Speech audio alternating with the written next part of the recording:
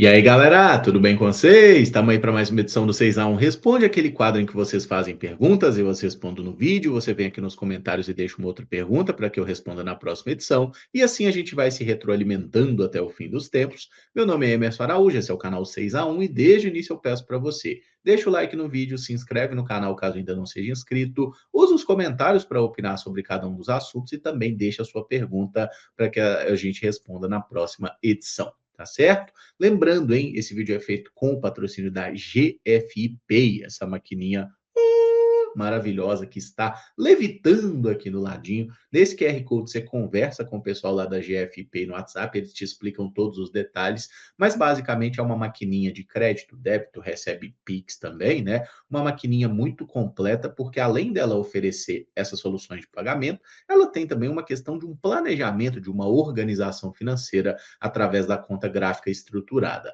A partir do momento que você comprou, a maquininha é sua, tá? Você não tem que pagar nenhum tipo de taxa, manutenção, mensalidade, nada nesse sentido, e ela também tem garantia vitalícia. Então conversa com o pessoal da GFI, se você é ou pretende ser empreendedor, você vai precisar de uma maquininha e a GFI é a melhor solução que eu conheço, pelo menos, tá bom? Então conversa com o pessoal lá, bora e vamos para as perguntas que eu sei que você está aqui para isso. O Luciano e a Juliana perguntam: Emerson, o que você está achando dessa política da diretoria do Cruzeiro de liberar os jogadores jovens sem espaço, liberando de graça e mantendo o percentual do passe? Não daria para negociar melhor esses jogadores? Luciano e Juliana, obrigado pela pergunta. Eu acho que aí depende muito de caso a caso. Tá? Eu não acho um desastre essa política, essa lógica de uma forma geral. Inclusive, o pessoal estava até fazendo piada aí, né? Ah, o Santa Clara já esfrega as mãos com todo jogador jovem do Cruzeiro, porque muitos saíram daqui e foram para esse clube português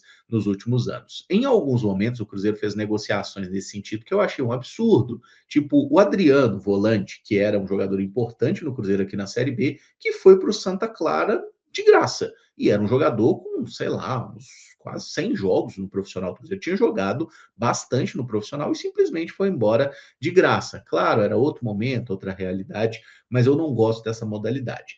Pegando os exemplos mais recentes que o Cruzeiro teve, tem alguns que não me incomodam. Por exemplo, o Fernando, atacante Fernando, que foi para o próprio Santa Clara de Portugal. O Cruzeiro manteve um percentual, ele estava no último ano de contrato com o Cruzeiro e não havia perspectiva dele ser aproveitado no time principal na época com o Tite, quando ele foi liberado. Ele não ia ser utilizado aqui, o Cruzeiro liberou o jogador e manteve um percentual. É uma forma até de você não perder totalmente o atleta, tá? Não achei um erro.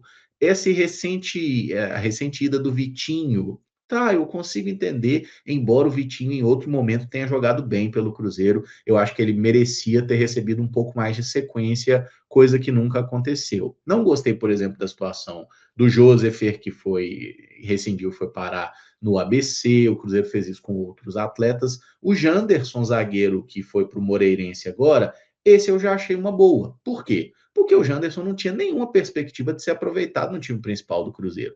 Se o cara não vai jogar, não tem idade de base, tem a possibilidade de você manter um percentual, beleza, tá? Eu acho que não tem muito drama nesse sentido, não. Então, assim, a lógica como um todo, ela existe, ela é válida, mas você tem que analisar caso a caso. Mas para mim, o maior absurdo que aconteceu recentemente foi o William Fernando, lateral esquerdo, que o Cruzeiro liberou de graça para o Avaí e está jogando a Série B. Foi até expulso esses dias aí, mas está jogando Série B de Campeonato Brasileiro. O Cruzeiro, no início desse ano, falou, na figura do Bruno Spindel, né, que esse era um jogador que o Cruzeiro estava trabalhando para ser a reposição de Kaique e de Cauã, né, de Cauã Prats, que já foram embora, inclusive. Então o Cruzeiro falava desse cara muito bem, ele era titular do Sub-20, ele fez gol na final da Copinha, ele estava jogando bem no Sub-20 do Cruzeiro, e um belo dia o Cruzeiro simplesmente foi embora, rescindiu, mandou o moleque embora.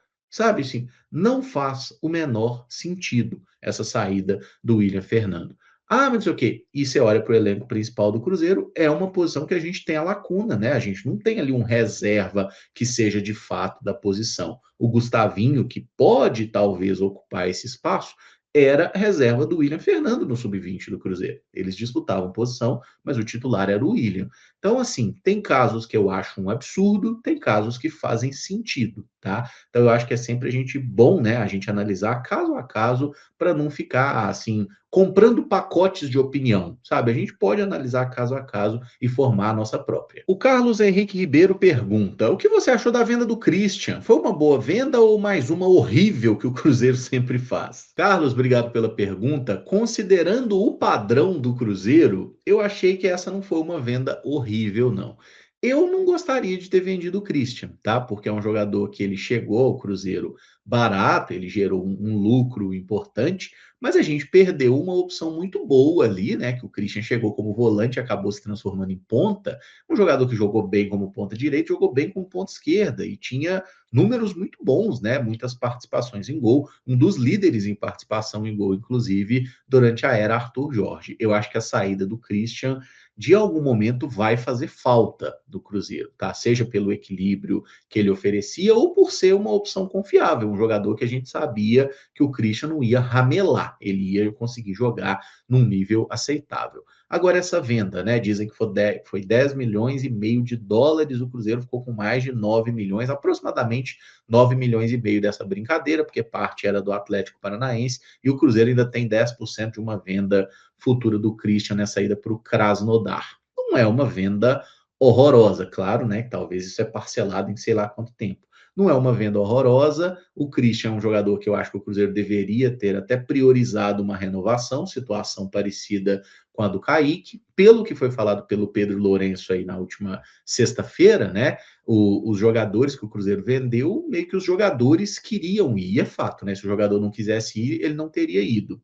Então, assim, eu acho que foi uma venda ok. Assim, ela não é uma venda espetacular, não é uma venda horrorosa. Se fosse para classificar de 0 a 10 aí, é uma venda nota 6, tá? Porque é um jogador que vai fazer falta no Cruzeiro, a gente dificilmente consegue repor. Ah, mas o Peck. O Peck eu acho que é um cara de outra característica e um jogador como o Christian é difícil da gente achar. Sabe um jogador que eu acho que talvez poderia ganhar espaço na ausência do Christian? O Felipe Moraes, menino da base, que eu acho que tem algumas características parecidas e até um pouco mais técnico que o Christian, mas eu não sei se o Cruzeiro vai dar espaço para esse garoto, né? Ele pode jogar como 10, mas eu até gosto mais dele como meia aberto pelo lado, ele trabalha bem por dentro, enfim, é um jogador que tem algumas características de Christian, mas não é uma venda horrorosa, não, eu acho uma venda ok, não vou criticar a diretoria do Cruzeiro muito por isso. O Diogo Sama pergunta: se o Cruzeiro realmente efetivar o PEC, efetivou, e trouxer um camisa 5, primeiro volante, você acredita que o Cruzeiro irá brigar por títulos esse ano? Diogo, obrigado pela pergunta. Cara, eu fiquei até me questionando sobre isso, né? O PEC veio, falta o 5, a gente quer que o Cruzeiro contrate esse primeiro volante aí, um cara que seja um bom reserva ali para o Lucas Romero. Só que eu fui parar num lugar aqui que é o seguinte: se o Cruzeiro traz um volante, eu vou falar assim um nome que a maioria da torcida do Cruzeiro queria, Gregory ou o Sousa, tá? O Cruzeiro teria garantias que iria ganhar a Libertadores, a Copa do Brasil, não, nenhuma garantia. Se o Cruzeiro não contratar, tem garantia que ele não ganha? Também não tem. No futebol, muito pouca coisa a gente pode tratar como certeza, tá? Porque no futebol, às vezes, você faz uma contratação que tem tudo para dar certo, como foi o Wallace, e ela dá errado. E às vezes você faz uma contratação que tinha tudo para dar errado, como o Chico da Costa, e ela dá errado mesmo, porque ele é ruim. Mas, enfim, não dá para a gente cravar muita coisa no futebol. Existem surpresas positivas e negativas. Agora, em uma análise assim, né? Pô, o que falta para o Cruzeiro brigar de fato pelos títulos? Eu acho até que eu vou colocar desse jeito no título do vídeo que fica interessante. Eu acho que o que falta para o Cruzeiro é um pouco mais de desempenho coletivo. Não é nem a questão de uma peça. Porque você vira e fala assim: precisa de um volante para a reserva do Romero? Precisa. Mas, tirando o jogo contra o Flamengo, a gente tem o Romero. E o Romero é um puta de um primeiro volante, um dos melhores primeiros volantes da América do Sul. Foi o melhor do último Campeonato Brasileiro em todas as premiações. Então, a gente tem um primeiro volante muito bom. Você olha o 11 do Cruzeiro, é bom pra cacete. tá? Se todo mundo conseguir jogar no, né, bem, todo mundo bem fisicamente, inteiro, Otávio, depois Cássio, Otávio, Fabrício Bruno, Jonathan Jesus, Fagner, Rojas, Romero, Gerson, Pereira, Peck, Sinisterra, Caio Jorge. Esse time é bom pra caralho. A questão é, a gente consegue deixar todo mundo jogando no seu potencial máximo nos jogos chave? Isso que é difícil, né? O futebol tem muita lesão, tem má fase, tem oscilação, tem dor, tem isso, tem sequência, calendário pesado, então tem muito detalhe nessa história. Mas o que eu acho que falta para o Cruzeiro realmente assim brigar pelos títulos é conseguir se acertar coletivamente, fazer esse time funcionar, funcionar com bola, funcionar sem bola.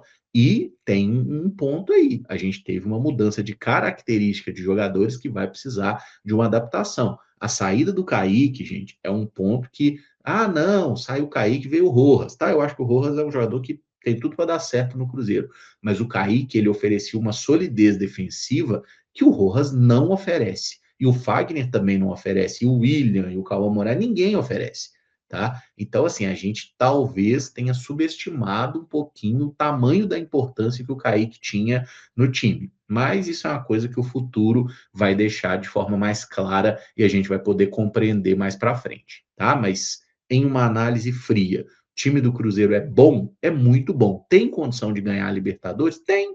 Cruzeiro, se não trouxer um outro cinco, tem condição de ganhar a Libertadores. Porque se você passa do Flamengo, e é possível, embora o Flamengo seja favorito, se o Cruzeiro tira o Flamengo, velho, quem que a gente não pode tirar dessa porcaria dessa Libertadores, tá? E da mesma forma, o Cruzeiro pode passar do Flamengo e perder para o Tolima depois, gente. É assim, plenamente possível, porque no futebol, ainda mais um time igual o Cruzeiro, quando ele acha que ele, nossa, é aí que a gente cai do cavalo. Então, seriedade, pé no chão, trabalho firme, sério. Acho que a gente precisa de um time. Basicamente é isso, um time e mais opções. E aí, jogadores que talvez hoje não tenham tanto renome, precisam se fazer presentes, né? O Matheus Henrique tem que mostrar mais bola, Vidalba e João Marcelo mais firmeza, o William, se conseguir jogar, é importante também, o próprio Cauã Moraes se consolidar, um Kenji, não vou nem falar de Marquinhos, de Wanderson, de Chico, não, mas um Bruno Rodrigues eu acho que pode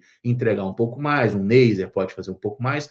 Tem peça, tem opção, tá? A questão é realmente conseguir rentabilizar, para usar uma palavra que os portugueses gostam muito, rentabilizar esses jogadores, fazer com que todo mundo seja a sua melhor versão. Aí que está o desafio do Arthur Jorge, e é por isso que ele ganha tanto dinheiro por mês, para conseguir fazer essa alquimia funcionar. A base salva pergunta: você acha que o Cruzeiro consegue expandir o número de torcedores expressivamente nos próximos anos para colher os frutos igual Flamengo e Corinthians? A base salva, obrigado pela pergunta. Não, tá? A resposta é não. O Cruzeiro não consegue expandir absurdamente a sua base de sócio-torcedor. E até achei interessante você falar de Flamengo e Corinthians, porque a força de Flamengo e Corinthians ela não é decorrente de sócio-torcedor. A força de Flamengo e Corinthians ela é decorrente de um beneficiamento histórico nas cotas de TV. Passa mais por isso do que por sócio-torcedor. A gente teve, por exemplo, os clubes gaúchos como referência de sócio-torcedor, ultrapassando 100 mil sócios muito antes dos clubes do Sudeste terem algo nesse sentido. Tá? Agora, o Cruzeiro, o que que eu acho que o Cruzeiro precisa para ter assim uma subida, passar de 100 mil sócios e ter realmente uma questão mais consolidada? Primeiramente, o plano de sócio do Cruzeiro tem que ser melhor. O plano de sócio do Cruzeiro atualmente, ele melhorou em relação a outros anos, mas eu acho que ele pode ser mais interessante. Não só para o torcedor que vai no campo, mas principalmente para o torcedor que mora longe de Belo Horizonte, do Mineirão. Minas é território nosso. O que tem de mineiro cruzeirense é um negócio absurdo e tem cruzeirense no mundo todo. Então, hoje, por exemplo, você vê sócio internacional, tem, não tem, né? Meio que acabou, não tem o sócio internacional, mas precisaria ter opção de sócio para esse torcedor que vai muito pouco no Mineirão. E eu falo de benefício de verdade, tá? Tipo, você vira e fala assim: você vai pagar o sócio por um ano, colocando uma coisa em perspectiva, tá? Você vai pagar o seu sócio por um ano, mas no final do ano você tem uma camisa oficial do Cruzeiro, por exemplo. E aí o valor do sócio, obviamente, vai ser um valor maior que o da camisa, mas você tem a sensação de que eu estou ajudando o meu clube e em algum momento eu recebo um trem da hora aqui, sabe? Então, assim, eu acho que passa um pouco por isso. Esse sócio na modalidade, você paga e aí de vez em quando você pode fazer um resgate e nunca tem porra nenhuma para resgatar naquele sistema do Cruzeiro, é um negócio que me mata de raiva. Então, você me fala assim, dá para melhorar? Sim, precisa melhorar o programa de sócio. E aí tem uma questão muito elementar também. Se o time estiver bem, gente, se o Cruzeiro ganha uma Copa do Brasil, uma Libertadores, se o Cruzeiro ganha a Libertadores, ele bate 100 mil sócios. Eu não tenho dúvida disso. Sabe por quê? Porque o torcedor empolga. O torcedor vai, o torcedor ele gasta um dinheiro que ele nem devia, que ele não podia, porque é assim o futebol, é muito emocional o bagulho. Então, assim, chegar no patamar desses aí, não tem que mirar isso. O Cruzeiro tem que mirar em ser melhor do que o Cruzeiro já foi em qualquer outro momento da sua história. Ter mais arrecadação, ter mais sócio, ter mais tudo do que ele já teve. E aí essa questão de ficar olhando para outros quintais aí, não deve ser a nossa régua, tá? Porque se a gente ficar, mas o fulano ganha, foda-se para esse povo, entendeu? O Corinthians tá aí, arrecada pra caramba e tá todo fudido. E eu tomar que se foda cada vez mais, o Flamengo igualmente. Mas enfim, Cruzeiro tem que fazer o melhor pro Cruzeiro, trabalhar bem, oferecer boas condições, um bom produto para o seu torcedor, né? Porque nesse caso o torcedor é também cliente, oferecer um bom produto que faça esse torcedor fidelizar, ele querer ser sócio e ele não ficar cancelando, vai ter um mês aqui que não tem jogo, vou cancelar. Não, é uma questão de eu vou continuar pagando porque vai valer a pena, porque eu vou receber algum benefício no futuro. Eu nem sei se seria viável fazer com camisa, igual eu citei, mas foi só um exemplo. Tá? Só essa coisa paga e tem acesso a uma prioridade por ingresso, eu acho que é muito pouco. Tá? O torcedor quer algo mais robusto. O Henrique Alves pergunta: com as recentes saídas de Kaique e Christian e as ausências de Romero e Fagner, teremos provavelmente Rojas, William ou Cauã, Matheus Henrique e Peck contra o Flamengo. Não te preocupa a ausência de um ou mais jogadores de equilíbrio defensivo contra o Flamengo? Henrique, obrigado pela pergunta. Até falei mais ou menos sobre isso em outro momento, né? Eu acho que de todos os jogadores aí que você citou, a questão do Fagner, por exemplo, eu não acho assim super problemático Fagner ou William, porque nenhum dos dois é um bom marcador. A galera tem uma ilusão de que o Fagner é um grande marcador, não é. É que o Fagner batia nos outros, era diferente. O William já teve números defensivos até melhores do que o Fagner, é que o William atualmente não está gozando de grande prestígio com a torcida do Cruzeiro, né? Porque o desempenho dele caiu, tomara que volte melhor e que consiga jogar bem nessas partidas-chave. Eu até acho que se fosse para escalar hoje um Cruzeiro contra o Flamengo na Libertadores, o Arthur iria de William e não de Cauã Moraes. Talvez lembrando o clássico que o Cauã Moraes jogou mal, né? E defensivamente ele acabou comprometendo um pouco. Mas enfim, eu acho que o Cauã Moraes tem muito potencial e pode ser melhor do que o William e Fagner foram na carreira, por exemplo. Acho que é esse nível que eu vejo o Cauã Moraes, um moleque que tem o mundo para evoluir e para percorrer, mas ainda não é um jogador 100% pronto, isso não é um problema. Na esquerda, a troca de Kaique por Rojas, perdemos defensivamente.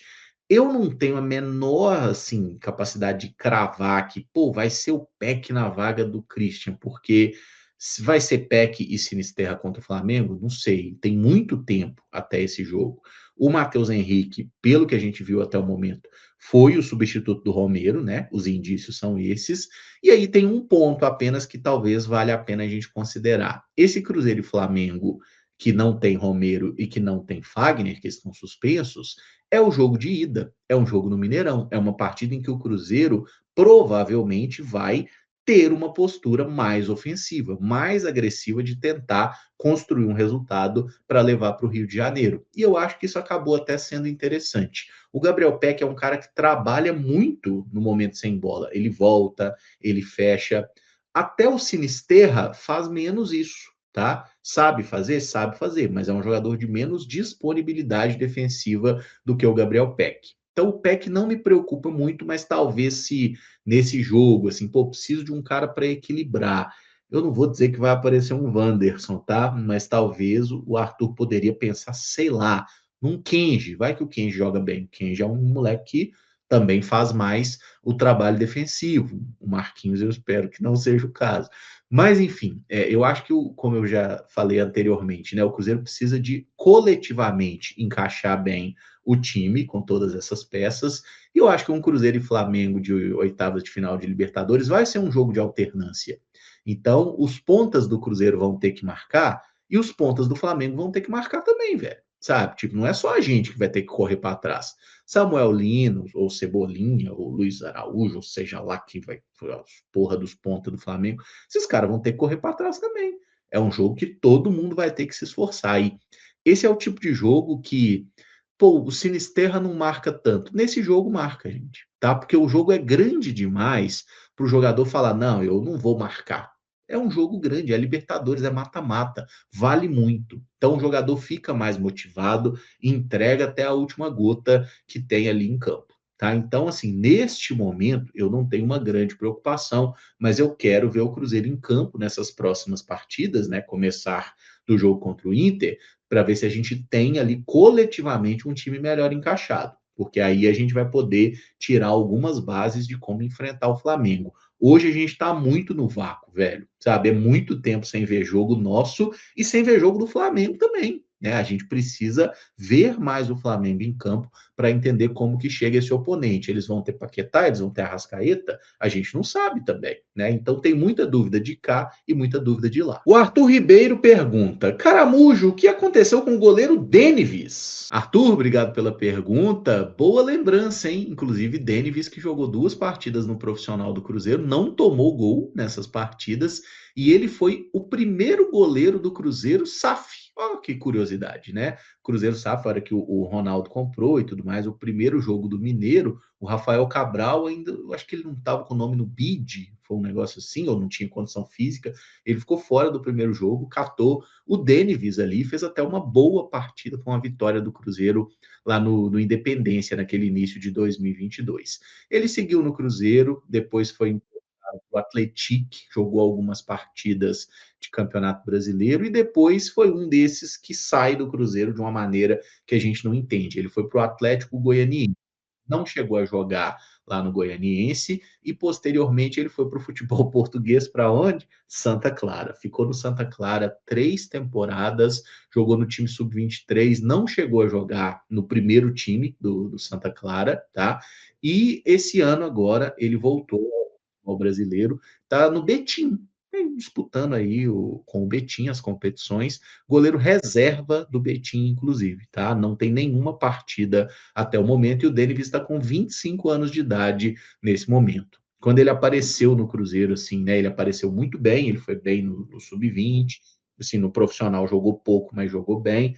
E eu não sei exatamente o que aconteceu, né, nesses últimos anos, não achei muita informação se teve lesão, algum problema nesse tipo, mas esse ano no Betim ele tem sido reserva mesmo, tem ido para o banco nos jogos e tudo mais, só que não jogou, tá? Mas está aí registrado como atleta do Betim nesse momento, 25 anos de idade. E o Ramon Diniz pergunta: nas Copas de 2002 em diante, cite pelo menos um jogador do Cruzeiro que deveria ser convocado. Ramon, obrigado pela pergunta. Vamos aproveitar aí esse clima de Copa, né? Afinal, é o último momento que a gente tem para falar de Copa do Mundo aqui, já que daqui a pouco o Mundial acaba.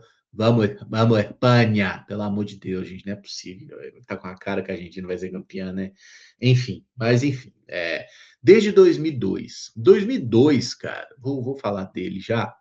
É um ano assim que eu não acho que no primeiro semestre de 2002 tinha ninguém do Cruzeiro assim comendo a bola, né? Quem foi para a Copa de 2002 aí foi o Sorin, né? Sorin na época tinha acabado de ganhar a Sul Minas aqui pelo Cruzeiro e tudo mais, e o Edilson. Então o Edilson foi para a Copa de 2002 como atleta do Cruzeiro, foi campeão do mundo e nunca mais voltou.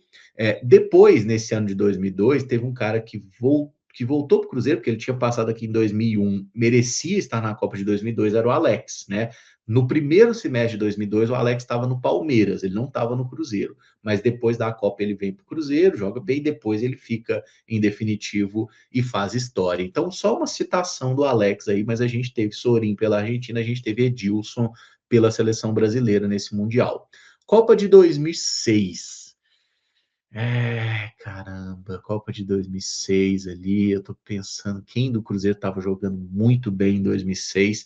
Eu, sim, não acho que o Fábio. O Fábio já era. Não acho que o Fábio merecia ter ido para a Copa de 2006, não. Tá? Eu acho que ali seria um pouco de exagero. Confesso que eu estava aqui pesquisando, inclusive, tá, como que foi o Cruzeiro 2006, e assim, foi um ano ruim do Cruzeiro, né? A gente até vai para a pausa da Copa do Mundo liderando o brasileiro, mas depois é um desastre, e era um Cruzeiro que tinha ali como destaques Wagner, sabe? Que acabou sendo um dos melhores jogadores do Cruzeiro no ano. O Gil, né, da lei de Gil ali, que jogou bem na primeira parte da temporada. O nosso artilheiro no ano foi o Elber, Giovanni Elber, que fez muitos gols ali antes da Copa, mas, cara, honestamente, tá? Naquela seleção brasileira de 2006, lembrando o time que era, né? Quadrado mágico, porra toda, não sei o quê, não tinha espaço para ninguém, não, do Cruzeiro. Não tinha ninguém que merecia ser convocado, não, velho, tá? Eu não vou forçar essa barra aí falando que o Fábio merecia, porque não merecia na época,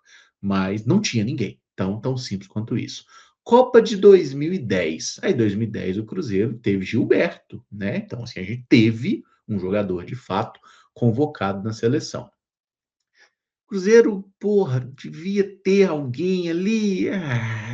Não. O time do Brasil de 2010 é que tinha, assim, alguns jogadores pouco questionáveis também, né? Mas, pô, o Grafite foi lá.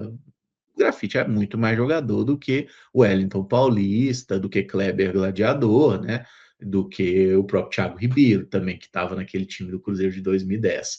Então eu acho que, de novo, a gente aí pode recorrer à carta Fábio Davidson Lopes Maciel, ainda que a seleção brasileira tivesse bons goleiros, né? Na Copa de 2010 a gente teve o Júlio César, que na época era considerado o melhor goleiro do mundo, o Doni, que o Fábio é muito melhor que o Doni em qualquer momento da vida, então o Fábio poderia ter ido nessa. E o terceiro goleiro foi o Gomes, né? Na Copa de 2010, cria nossa aqui também. Na época estava jogando muito bem pelo Tottenham. Então aí, 2010, eu acho que a gente pode falar do Fábio como um jogador que merecia e poderia ter ido para o Mundial, além do Gilberto, que de fato foi. Copa de 2014. Aí eu acho que houve uma certa má vontade com alguns atletas. Por exemplo, o Dedé. Dedé estava jogando muita bola em 2014. E na convocação do Filipão teve o Henrique zagueiro do Palmeiras, que não era um zagueiro ruim, assim. Eu acho que na época ele era até do Napoli. Mas o Dedé era muito mais jogador que o Henrique. Muito mais, tanto que o Henrique não pisou no campo na Copa do Mundo. Assim, o Filipão convocou, homem de confiança, grande porra. O cara nem entrou em campo no Mundial. Enfim, bom que a gente escapou do 7-1, né? Mas a Copa de 2014 é outra que o Fábio poderia estar entre os três goleiros, tá? Ainda que Vitor, Jefferson fossem goleiros muito bons na época, o Júlio César não era mais. O Júlio César estava mal pra cacete, estava jogando no Canadá, não era para o Júlio César ter ido para essa Copa. Eu acho que o Fábio poderia ter sido um dos três. O Dedé, como eu já citei, o Everton Ribeiro, porra, gastando a bola, né? Brasileirão 13, 14. O Everton Ribeiro, eu acho que mais até do que o Goulart, porque o Goulart ele não era tão bom, tá? Tão craque. O Goulart fez anos incríveis, foi sensacional aqui no Cruzeiro, mas ele não era tecnicamente tão brilhante. Lucas Silva, acho que não tinha ainda esse patamar todo. No ataque ali, William Dagoberto, não, o Brasil tinha opções melhores, mas eu acho que com Everton Ribeiro talvez cabia, talvez podia ter sido chamado ali como uma opção de meia reserva, é porque o Brasil tinha bons jogadores, né? Tinha o William na época, o Oscar era o titular e estava jogando muito bem, mas o Everton Ribeiro, só para citar um exemplo aqui que virou piada depois, né? O Everton Ribeiro, bem melhor que o Bernard, tá? Na época, hoje, em qualquer momento que você quiser comparar, muito mais jogador. Então é isso, tá? Eu acho que o Everton Ribeiro e o próprio Fábio poderiam ter ido em 14. Copa de 18. 2018, Cruzeirão ali, pá, campeão da Copa do Brasil, mais uma Copa que eu acho que poderia ter ido o Fábio como um dos três goleiros. O Brasil já tinha o Alisson como o goleiro principal, tinha o Cássio ali também, homem de confiança do Adenor, né? Copa de 2018 que o Cruzeiro teve aí, né? Fagner e tudo mais, além do próprio Cássio, estavam lá na Copa. Copa de 2018 ali, cara, o Dedé jogou muita bola em 2018, muita bola, porque o Dedé foi assim, né? Em 2014, aí ele ficou 15 sem jogar, 16 e 17 jogou um pouquinho, e aí 18 ele jogou pra cacete. 2018 foi um ano incrível do Dedé, eu acho que ele merecia estar na Copa, mas você não fala que você morre de raiva do Dedé, eu fiquei com muita raiva do Dedé, mas ele era muito bom, muito bom. Então o tempo vai passando, eu vou esquecendo um pouco, mas eu não esqueci a raiva dele ainda não. 2018 ali a gente teve o Arrascaeta defendendo a seleção uruguaia, né, na Copa do Mundo, então tivemos representante do Cruzeiro lá na Copa. Tô pensando se alguém mais cabia ali, mas acho que não, porque era um time bom ali, né? Robinho, Thiago Neves bem, é, Fred, que acabou lesionando e tudo mais, não era jogador de seleção, como a gente viu em 2014, não era um jogador de Copa do Mundo, né? Desse nível da defesa ali era o Dedé mesmo que sobrava na turma, tá? O Dedé e o Fábio, mais uma vez. Copa de 2022, porra, ainda que eu ame o atleta Edu, né? Não dá para pedir ninguém do time de 2022, Cruzeiro na Série B, na Copa do Mundo. Ali não tinha como, né, gente? Vagninho na Copa. Pablo Siles convocado pelo Uruguai? Não, né? Não é o caso. Então, 2022, ninguém. E essa Copa agora de 2026 foi bom porque o Cruzeiro teve muita gente que poderia ter ido. Eu acho que o Kaique merecia ter sido chamado, Matheus Pereira merecia ter sido pelo menos testado, coisa que o Ancelotti não fez, e o Brasil sentiu falta de um meia na Copa do Mundo, né? Eu acho que esses dois foram os nomes aí que mais mereceram. O Caio Jorge, o Fabrício Bruno acabaram perdendo a vaga pela própria queda de desempenho. O Caio Jorge um pouco de parte física, né? E o Fabrício Bruno porque caiu demais tecnicamente mesmo, e o Cruzeiro ainda teve o Gerson na pré-lista ali, que é outro que também eu acho que poderia ter sido chamado, embora o Gerson ele tenha sido punido pela burrice dele, né, de sair do Flamengo e ir para a Rússia menos de um ano antes da Copa do Mundo. Então eu acho que ele foi um que deu uma nota, mas o Matheus Pereira e o Kaique eram nomes que mereciam ter ido para a Copa. Acho que deu para responder a sua pergunta de maneira minimamente satisfatória. Se você concorda ou discorda, fica à vontade, comenta aí. E faz também a sua pergunta, né? Para que eu responda na próxima edição. É isso, deixa os comentários, vamos trocar uma ideia aí sobre as questões do nosso Cruzeiro. Graças a Deus, quarta-feira tem jogo e a gente volta para a nossa rotina maravilhosa de jogos, lives pós-jogo e tudo mais sobre o nosso Cruzeirão. Beleza? É isso, galera. Não esquece de deixar o like, se inscreve no canal, usa os comentários, espalha para a palavra, compartilha, manda para os outros. Olha aí se o sininho tá ativado para você receber os vídeos e as lives aqui do 6x1. E tamo junto. Tudo nosso, nada deles. Juízo, um abraço, fique bem e até o próximo vídeo. Valeu, galera!